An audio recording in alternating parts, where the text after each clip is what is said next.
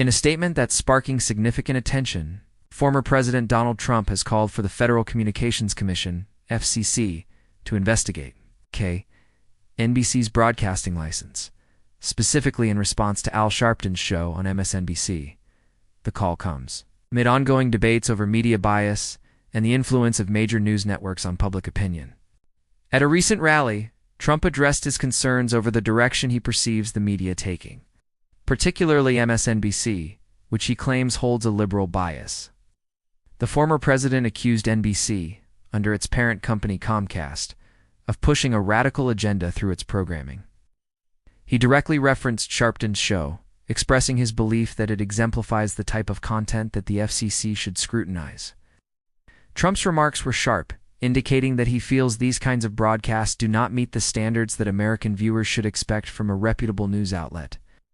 He stated, NBC, under Comcast, is pushing a radical agenda. It's time the FCC takes a hard look at their license. This call for investigation is not new for Trump. Over the years, he has voiced concerns about what he sees as biased media, particularly from outlets like CNN and MSNBC.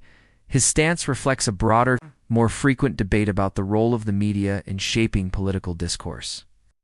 Trump's latest comments follow his criticism of the media's handling of his presidency and the portrayal of his political views.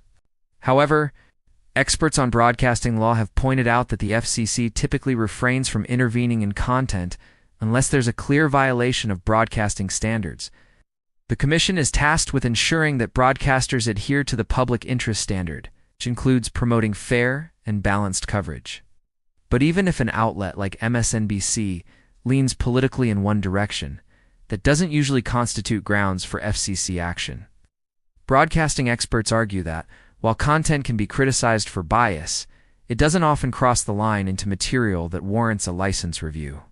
Dr. Lisa Henderson, a media analyst, discussed the implications of Trump's comments in an interview. While the FCC does have the authority to revoke broadcasting licenses, it's an extremely rare and complex process. The Commission must find that a broadcaster is violating specific regulations, like obscenity, indecency, or misinformation. Criticism of content or accusations of bias don't usually meet that threshold, she said. Her insight underscores the difficulty in taking legal action against news organizations simply due to partisan viewpoints or content that some may find controversial.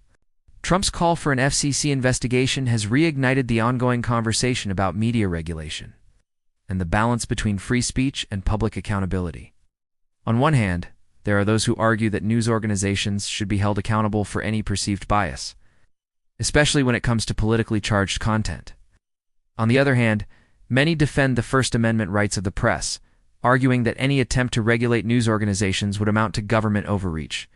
This isn't the first time Trump has engaged in public disputes with major news networks. Throughout his time as president and even after leaving office, he has consistently criticized outlets he perceives as biased against him and his administration. His comments about NBC and MSNBC are part of a larger pattern of calls for greater scrutiny of the media, particularly from conservative voices who feel that mainstream outlets favor liberal ideologies. In response to Trump's latest comments, MSNBC has defended its programming, reiterating its commitment to providing news coverage that reflects diverse viewpoints. Al Sharpton, a former civil rights leader and now host on MSNBC, has been a lightning rod for criticism from conservative circles. His show often tackles issues of racial justice, social inequality, and politics, all through a lens that some see as progressive. As of now, there is no indication that the FCC will take up Trump's request. However, this controversy is likely to fuel continued debates about media accountability and government oversight. It's a discussion that's far from over and will continue to evolve as more voices weigh in on the relationship between media, organizations, politics, and the public interest. For now, we await any developments from the FCC, which has yet to comment on the situation. This marks another chapter in the ongoing battle over the power of the press and its role in shaping American politics.